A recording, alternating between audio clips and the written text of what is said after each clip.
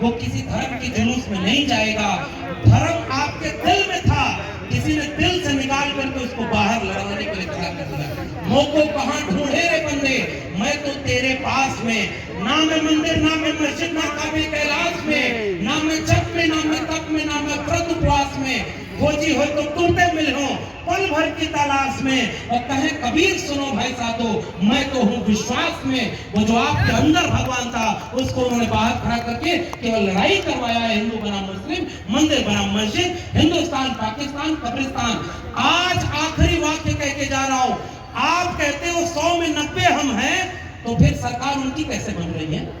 इसका मतलब यहाँ तो 90 होते हैं और उधर जाकर ये सोचते हैं ओबीसी में सारा हक कौन ले लिया, तो यादव जी के खिलाफ सारे लोग हो जाएं। और यादव जी लोगों को लगता है कि हम तो मजबूत हैं, हमारा शोषण कौन करेगा। आपको इतिहास याद इसीलिए दिलाया था मैंने कि राम नरेश यादव और अखिलेश यादव तक का शोषण का इतिहास रहा है, अपमान का इतिहास रहा है। बड़ी जिसकी संख्या है, बिहार के लोगों जाति जनगणना आपने करा दी, संख्या सबकी पता चल गई ना। जिसकी संख्या ज्यादा है उसकी जिम्मेदारी ज्यादा है, जिसकी जितनी संख्या भारी उसकी उतनी हिस्सेदारी, तो उसकी उतनी जिम्मेदारी। ज्यादा संख्या वाले लोग 2 कदम पीछे आए और जैसे लालू यादव ने, जैसे मुलायम सिंह यादव ने, जैसे मान्यवर कांशीराम ने हर जाति बिरादरी के लोगों से मंच सजाया था। ज्यादा संख्या वाले लोग 2 कदम पीछे आए और जिसकी संख्या कम है उसको अपने कंधे पर बिठाएं। अपने आप देखिए एकजुटता न बन जाए तो कहिए। हमने अपनी नाक लंबी कर ली और दिल छोटा कर लिया। हमको लगता है कि हमारी जात बिरादरी ताकतवर है तो हम कमजोर को नहीं साथ लेंगे। नहीं भाई, खटिया पर बैठना और मुंह में जबान रख करके बोलना आपके नेताओं ने सिखाया। लालू यादव कभी नेता नहीं बन पाते अगर वो केवल यादवों के नेता होते। मुलायम सिंह यादव कभी नेता नहीं बन पाते अगर वो केवल यादवों का वोट लेते। मान्यवर कांशीराम कभी नेता नहीं बन पाते अगर केवल दलितों का वोट मिलता। उन्होंने 90% की बात की तो 90% को हिस्सेदारी दी। उन्होंने क्या कहा, जब तबला बाजेगा दिन दिन तो एक पे बैठेगा। ये क्यों नारा लगा था? इस नारे को लोग लालू यादव को कहे कि वहां पर जो है मुसीबत है। नहीं, लालू यादव उनका नाम है जो दूरदर्शिता रखते थे, दंगे के सामने खड़े हुए, सम्मानता के सामने खड़े हुए। और लालू यादव का परिभाषा भगवतिया देवी से पूछिएगा और मुलायम सिंह यादव की परिभाषा फूलन देवी से पूछिएगा और मान्यवर कांशीराम की परिभाषा उस 90% बहुजन से पूछिएगा जिन्होंने उसके दिल में आत्मसम्मान दे दिया। एक वादा आपसे लेना चाहता हूं, आप भूखे रहना, प्यासे रहना, अपने बेटा बेटी को कलम और किताब जरूर भेजिएगा और शिक्षा जरूर दीजिएगा। इसका वादा करते कि नहीं आप? अरे भाई, इतने आलीशान शिक्षा मंत्री जी यहाँ बैठे हुए हैं। बिहार में शिक्षा को लेकर अपमान होता था और बिहार में अब शिक्षा को लेकर सम्मान होता है।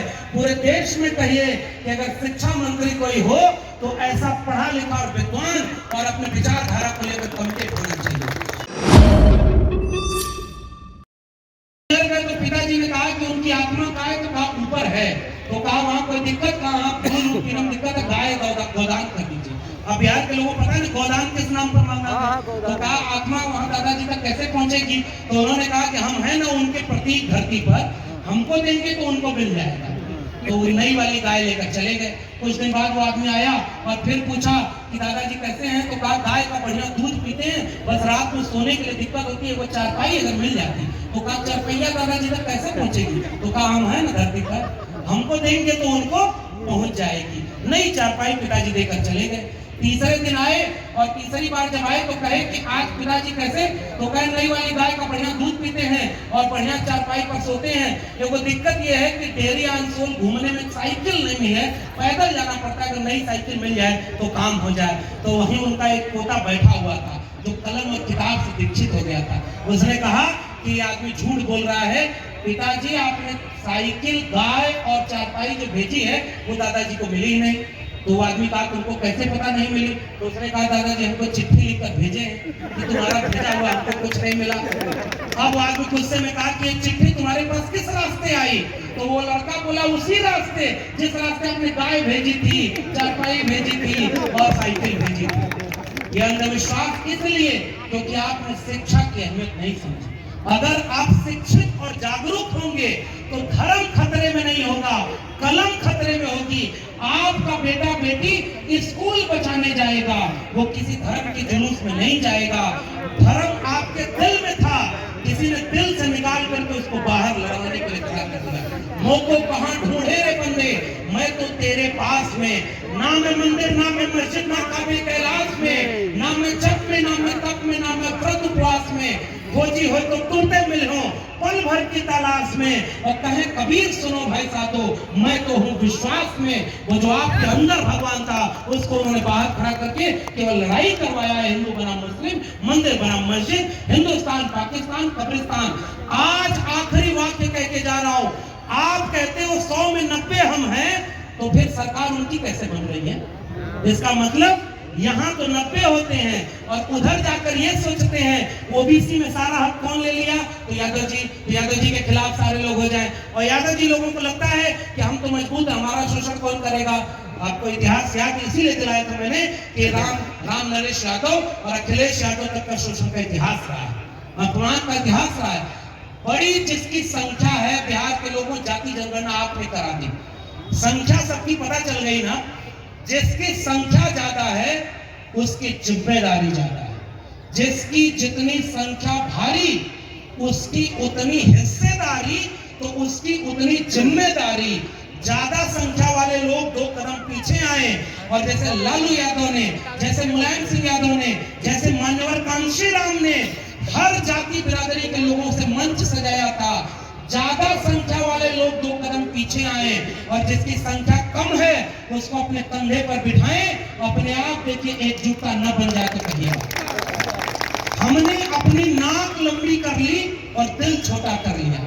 हमको लगता है कि हमारी जात बिरादरी ताकतवर है तो हम कमजोर को नहीं साथ लेंगे। नहीं भाई, खटिया पर बैठना और मुंह में जबान रख करके बोलना आपके नेताओं ने सिखाया। लालू यादव कभी नेता नहीं बन पाते अगर वो केवल यादवों के नेता होते। मुलायम सिंह यादव कभी नेता नहीं बन पाते अगर वो केवल यादवों का वोट लेते। मान्यवर कांशीराम कभी नेता नहीं बन पाते अगर केवल दलितों का वोट मिलता। उन्होंने 90% की बात की तो 90% को हिस्सेदारी दी। उन्होंने क्या कहा, जब तबला बाजेगा दिन दिन तो एक पे बैठेगा। ये क्यों नारा लगा था? इस नारे को लोग लालू यादव को कहे कि वहां पर जो है मुसीबत है। नहीं, लालू यादव उनका नाम है जो दूरदर्शिता रखते थे, दंगे के सामने खड़े हुए, सम्मानता के सामने खड़े हुए। और लालू यादव का परिभाषा भगवती देवी से पूछिएगा और मुलायम सिंह यादव की परिभाषा फूलन देवी से पूछिएगा और मान्यवर कांशीराम की परिभाषा उस 90% बहुजन से पूछिएगा जिन्होंने उसके दिल में आत्मसम्मान दे दिया। एक वादा आपसे लेना चाहता हूं, आप भूखे रहना, प्यासे रहना, अपने बेटा बेटी को कलम और किताब जरूर भेजिएगा और शिक्षा जरूर दीजिएगा। इसका वादा करते कि नहीं आप? अरे भाई, इतने आलीशान शिक्षा मंत्री जी यहाँ बैठे हुए हैं। बिहार में शिक्षा को लेकर अपमान होता था और बिहार में अब शिक्षा को लेकर सम्मान होता है। पूरे देश में कहिए कि अगर शिक्षा मंत्री कोई हो तो ऐसा पढ़ा लिखा और विद्वान और अपने विचारधारा को लेकर कमिटेड होना चाहिए। अगर मंत्री कोई हो तो आलोक मेहता जी जैसा हो, अगर मंत्री कोई हो तो उनका जी जैसा हो। और उदयनारायण चौधरी जी ने अभिभावक की तरह तो वो बात कह दी।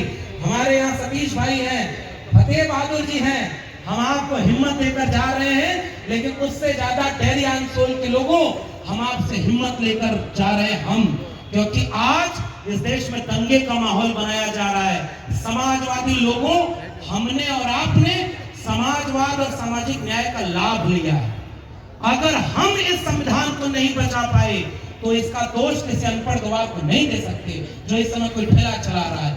आखिरी में कह के जा रहा हूं, एकजुट हो जाइए और वोट कहां देना है इसकी ताकत पहचान लीजिए। अगर आपका वोट गलत जगह पहुंच गया तो आप लाख कहते रहिएगा कि आज समाजवाद नहीं आया, क्योंकि संविधान बदलेगा तो सबसे पहले शूद्र पैदा होंगे। एकलव्य और शंभू का इतिहास किसी बहुजन ने नहीं लिखा। एकलव्य और शंभू अगर है, मुझे यूनिवर्सिटी से इसलिए नहीं निकाला गया कि मेरिट कमजोर थी। एकलव्य कमजोर है इसके लिए आरक्षण नहीं था, द्रोणाचार्य जातिवादी है इसके लिए आरक्षण था। और वो द्रोणाचार्य आज भी जिंदा है, इसलिए हम जैसे लोगों के हाथ से नौकरी छीन रहे हैं। हम आपसे गुजारिश करने आए हैं कलम और किताब की बात करने के लिए संविधान को बचाना जरूरी है। और आखिरी में किस्सा जो मैं हर जगह कहता हूं, आप ये मत सोचिएगा कि उनके पास ताकत ज्यादा है, मीडिया ज्यादा है, वो झूठ को सच बोलेंगे, वो हर चीज झूठ बोल करके टेलीविजन उनको दिखाएगा, जीत जाएंगे। लालू जी और नीतीश जी जब शासन करने आए थे तो टेलीविजन था क्या? कर्पूरी ठाकुर जब यहाँ के मुख्यमंत्री बने तो टेलीविजन और सोशल मीडिया था क्या? तो आज अगर इतना सोशल मीडिया है तो उसका पॉजिटिव उपयोग करिए, और इतने लोग ताकत में है तो हाथ उठाकर वादा करिए, चाहे कुछ भी हो जाए 2024 में संविधान विरोधियों को दिल्ली की कुर्सी पर नहीं बैठने देंगे। क्या दिल्ली की कुर्सी पर बैठने देंगे? संविधान विरोधी को जीतने देंगे? उनको धर्म के नाम पर आग लगाने देंगे? उनको शिक्षा बेचने देंगे? अगर नहीं तो यहाँ से संकल्प लेकर जाइए कि आप संविधान बचाने के लिए कुछ भी करेंगे। कमजोर मत समझिएगा। जंगल में आग लगी तो सारी चिड़िया भाग रही थी या चुपचाप तमाशा देख रही थी। एक चिड़िया अपनी चोंच के पानी से जंगल की आग पर जाती और चोंच का एक बूंद पानी डालकर फिर आती पानी लेने। बाकी चिड़िया खड़े होकर हंस रही थी कि तुम्हारे एक बूंद पानी से इतने बड़े जंगल की आग बुझ जाएगी क्या? ये मेरा आखिरी वाक्य है, इस वाक्य को गांव-गांव पहुंचाना। उस चिड़िया ने कहा कि अगर मुझे पता है कि मेरे एक चोंच के पानी से ये जंगल की आग नहीं बुझेगी, मगर जब इस आग का इतिहास लिखा जाएगा तो मेरा नाम आग लगाने वालों में नहीं, आग बुझाने वालों में होगा। जय भीम, जय मंडल, संविधान जिंदाबाद, उन्मूलन जिंदाबाद, इनकलाब जिंदाबाद।